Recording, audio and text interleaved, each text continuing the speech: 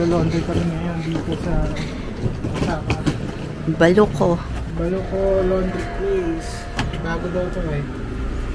So, yun, dito talaga fully lagay mo muna. Fully self-serving. Si USA, wala talagang tao, iniiwan lang talaga nila. So, dito tayo sa 16 kilos washer and dryer.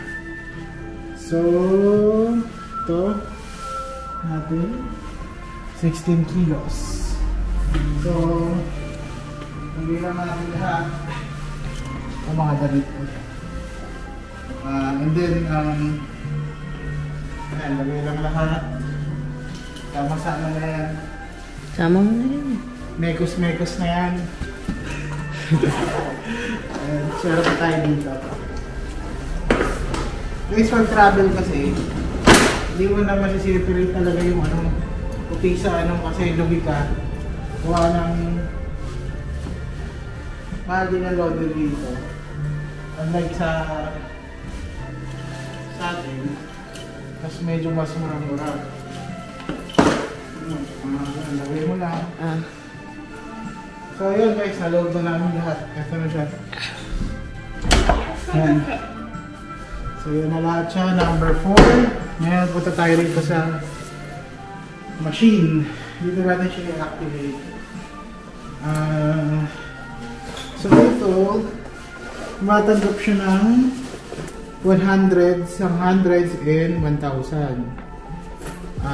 So start tayo. English. And then laundry machine, drying machine. So yeah. So na-load na natin. So door close, yes. Ngayon, lalagay natin yung number niya, which is 4. Next. Then, tayo, washing and drying. So, ito pipiliin natin. Processing. So, ang ilalagay natin is, ito lang siya. Yung 1.5 yen. 1.5 yen. 1.5. Next. So, insert na natin yung money. Yun, coin lang talaga siya. Yan, 800, 900.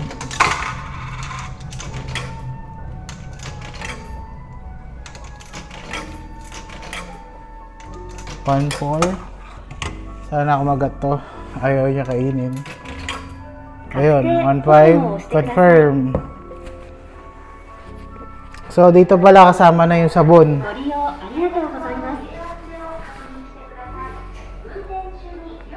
Ayan, tapos receipt. Ayun, ito na siya. So, receipt niya. Pagpunta mo dito, makikita mo sa kanya 1 hour. So, ngayon, gagawin namin, since 1 hour pa naman, punta muna kami ng mall kasi bili kami ng shoes. So, babalikan na lang namin siya. Safe naman dito guys, wala man nanakaw ng damit nyo dito.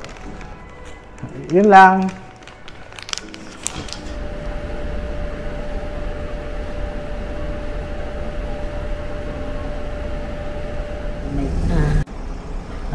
Guys, tingnan nyo nga pala rito sa Japan, no? Tamol, also and found. Talagang hindi nila kinakuha. So, kung may nawala medyas sa'yo, makuha mo pa rin. Diba? Oh. So, okay siya. Tapos na yung laundry natin. Pwede mo na siya buksan. So, ayan. So, yun. 21 na siya. Talagang as in dry. Yun. So, ano na namin to. Papack na namin for tomorrow. Punta kami Nagoya.